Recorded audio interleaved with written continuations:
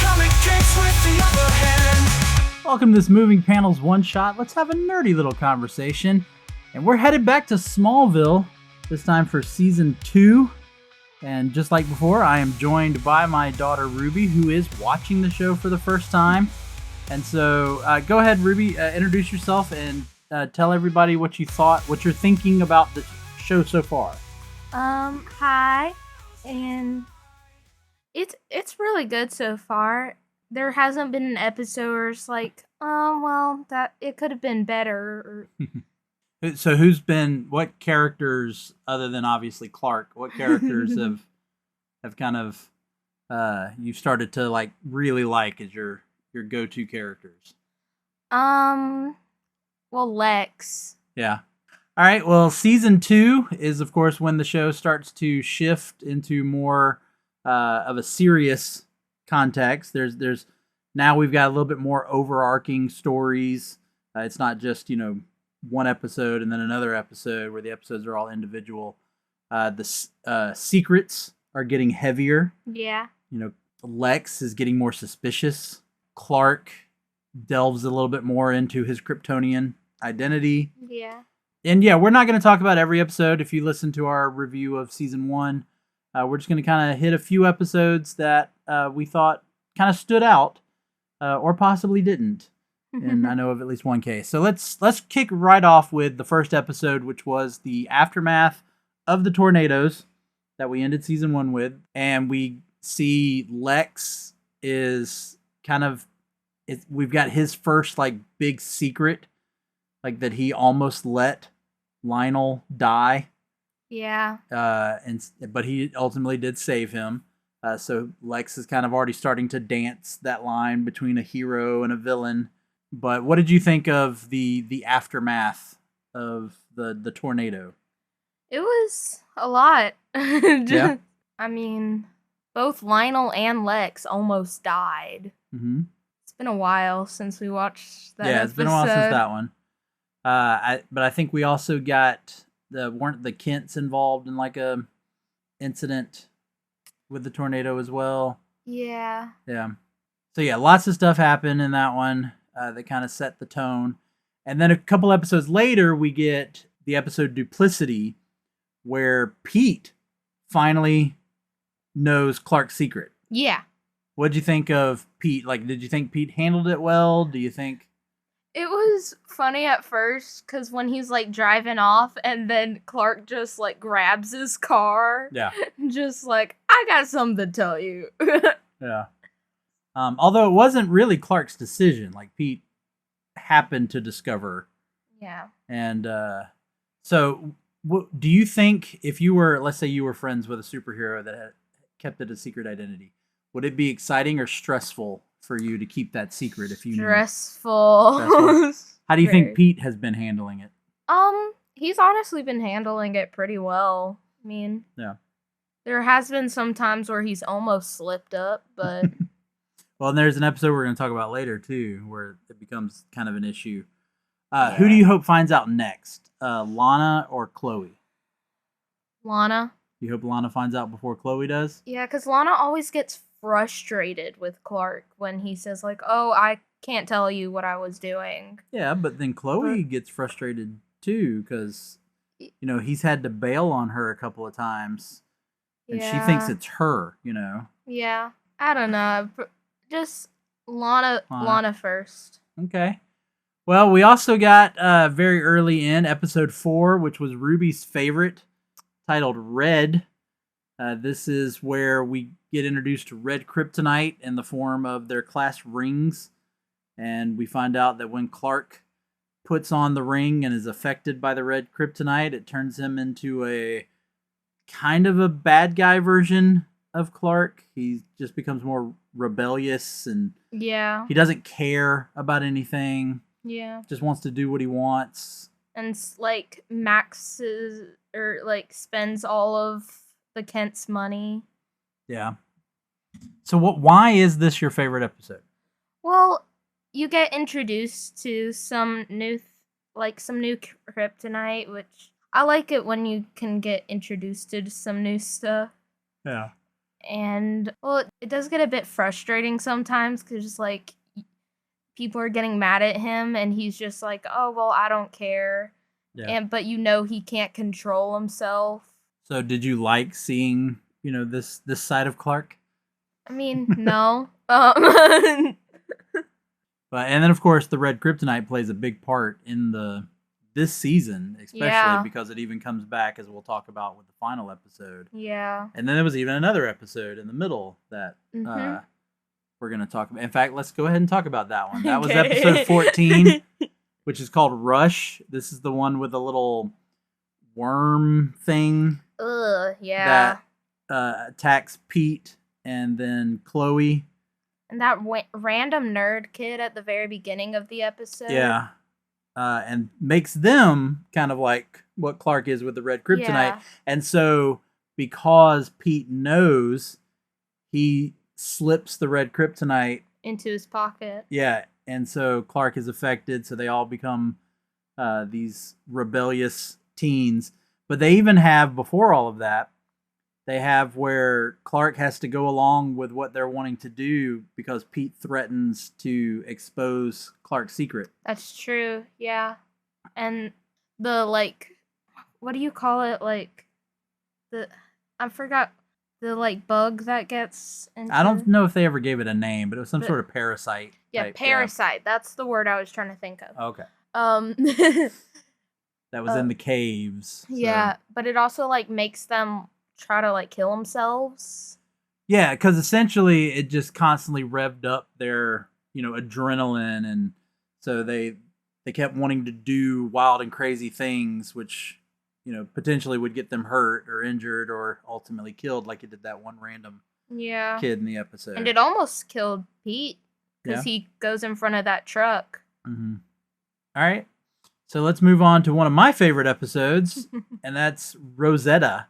And why is that one of my favorite episodes? Because the original Superman's in it. Yes, Christopher Reeve himself shows up as Dr. Swan, who we end up finding out has been studying Krypton and intercepted Clark's ship way back when. And so he knows about Clark, but of course he'll keep the secret as long as Clark helps him, continue his research. Not in an evil way or anything. So through Dr. Swan, Clark gets to find out a little bit more. I love when they introduce him and you get the little hint of the Superman. You get the... dun, dun, dun, dun. Yeah, love it. Now, have you seen the original Superman movie? I've seen a couple of the original ones. Okay. With Christopher Reeve. I couldn't remember if you had or not. But I mean, because to me, that, of course, was a huge moment. Like, did it really mean anything to you? I mean, yeah, it was important since he was the first, ever Superman. And... Well, not the first ever Superman, but... Yeah. Because there were a couple of other Supermans before him. Oh. But he's kind of the one that, really got known for it. And it's kind of the one that most people associate with Superman. And of course it is, obviously, because he was paralyzed in the early 90s. So this was, or the mid 90s. So this, of course, was after he was paralyzed. So he is in his wheelchair. So what'd you think? It was sweet how they put him in the show. About there's like, hey, you're one of the most popular Supermen ever. Do you want to come into, like, Superman's past life for a show? Yeah. And the fun thing is you'll get to see a little bit more of that as the show continues. Other people that have been involved with Superman properties show up on Smallville. Of course, you already know, Annette O'Toole was the original Lana Lang. All right. I asked you about it, so we're going to talk about it. Why is Ryan... The episode is titled Ryan. Why is Ryan your least favorite episode of the season? Because Ryan dies. Yeah. So for those of you who don't remember, in season 1, they introduced the character of Ryan. He's a kid that can read people's minds, but he can't read Clark's mind. And he's pretty much coming from an abusive home. And then Clark ultimately saves him. Clark is looked upon as a superhero by Ryan. Ryan goes off to live with his aunt, I think so, yeah. Yeah. But they brought him back in this season. Because he got, like, taken in for science. Like, they run tests on him. And Yeah. Clark finds out that he's been kind of kidnapped and they're running tests on him. And so Clark goes to save him. But unfortunately, we also find out that he is dying of a brain tumor, I believe it is. Yeah. And so the episode does get very emotional. So yeah, just too sad for you. Yeah, because Ryan was one of my favorite characters. Even though he's only in 2 episodes? Yes. Yeah. So you're not saying it's a bad episode. You just don't like what happens in the episode, and that's why it's your least favorite. Stray was my favorite episode. From season 1. From season 1. Yeah. What was your thoughts about them introducing Lex's brother in this season? That was interesting. Because for some reason, I was thinking that Clark was her kid for a second. Then I was like, wait a minute, he can't be. He's from a different planet. Yes. But they introduced his brother, which of course is played by an actor who would later go on to be more famous for Vampire Diaries, which we're more familiar with. Which is filmed here. Which was filmed where we live. Was filmed here. Yeah. All right. And then we've got the second to the last episode. I wanted to put both the last 2 episodes together because it's kind of one story. Yeah, because doesn't it say, like, to be continued? Yes. Yeah. So we've got Calling, which is the penultimate episode. This is where Clark starts to hear Jor-El's voice, and he goes to the ship, and pretty much he's told, hey, you were sent here to conquer and lead, and you've got until, was it midnight or noon or whatever it was? Pretty much you've got like a day to make, or sunset, I think it was. Yeah, sunset. Yeah. To make a decision, to go with me. So what did you think about kind of that build up to find out that Jor-El actually wants Clark to be a conqueror? Well, I mean, in most stories it is, most stories of Superman, it is that way. I won't say most, but I will Some. say you are probably familiar with a lot of stories where that happens. We'll go ahead and say, like, the current Superman movie has been released. And spoiler alert, if you haven't seen it, but it has been out for a couple of weeks. But spoiler alert, you do find out in that movie that Jor-El did send Kal-El to conquer Earth. That was why they sent him to Earth, because they said that, Earthlings were very simple people and he should have no problem conquering them. But of course, like I said, nothing new, because that happened here in Smallville. So that then leads us into the finale, where everything just kind of, explodes. Yeah. Both literally and figuratively. Season finale is called Exodus, because that's exactly what ends up happening. Clark feels kind of trapped. He feels. What does Exodus mean? It means to depart. Oh, okay. So Clark feels kind of trapped. He feels responsible for a lot of things happening. His ship explodes. They also discover that Martha has lost her baby. Yeah. Which Clark blames himself for that. And, like, doesn't Jonathan kind of get mad at him for choosing Jor-El because that, like, kills the baby? Yeah, they make, like, a deal. Because, remember... well, no, I think I'm already thinking of season 3. So this one ends. Clark realizes everything's falling apart around him. He's ruining everybody's life. So he decides to put on a red kryptonite ring, and he takes off. Yeah, wasn't it Chloe's ring? I don't remember whose ring it was. I'm pretty sure I think it was Chloe. I think he found it at the torch. I don't know if it was anyone's particular. I think it was just one they still had the torch. Yeah. So we get that. Of course, Lana, wants to know. Lana's trying to express her feelings, and he just blows her off. Because he's wearing the red kryptonite. Yeah, and leaves.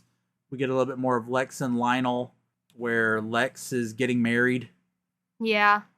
And their honeymoon just... Yeah, because that does happen in this finale, doesn't it? That the plane crashes. Yeah. Yeah. So, even though I will say we've already started season 3, like, what were your thoughts as season 2 ended? Like, with Clark leaving, with Lex, you don't know what had happened because the plane crashed, with Lana not knowing what's going on, with Martha losing the baby, and all that. Like, what were your thoughts? I was trying to... Because you immediately wanted to start season 3. Yes. So that's why we've already started season 3. I was just trying to imagine, like, how people felt when this was, like, coming out. Yeah, and you had to wait months until you found out what happened. Back in the old days, where we had to watch it 1 week after another, but when the season ended, we had to wait all 2 to 3, maybe even 4 months before we got to see what happened next. So you were happy you got to at least go ahead and start season 3. Yeah. Which we'll talk about down the road because we haven't finished season 3 yet. So that'll come down. But I think that's it for Smallville season 2. Anything else you got to say, Ruby? Well, can we tell them who I met? Yeah, oh yes, you can. Let's put that story in here. So yeah, Ruby and I got to meet somebody. Go ahead. So John Schneider was at Atlanta Comic-Con, and since we live where Dukes of Hazzard was filmed, the first few episodes of the first season. Yeah. He came to visit the square, and well, we almost missed him. Like, he got into his car as we walked up. Yeah, as we walked up, he got into his car. Then we were wearing Superman shirts, and his driver pointed us out to him. He got out of the car and said, like, "Are you waiting for me?" And and then he called Ruby over. Ruby went over. Started sobbing. Ruby started crying. I did inform him that we had just started watching Smallville and that he was our favorite Jonathan Kent. And so took a few pictures with Ruby. I got a quick selfie with him as he hopped back into the car, and we now have a moment where we got to meet Jonathan Kent. Yeah. So there you have it. But yeah, and we have not watched any of Smallville since. Ruby said it's going to be difficult to watch Smallville now that we have actually met John Snyder. But we are going to work through the show, and we'll be back soon, hopefully, to talk about season 3.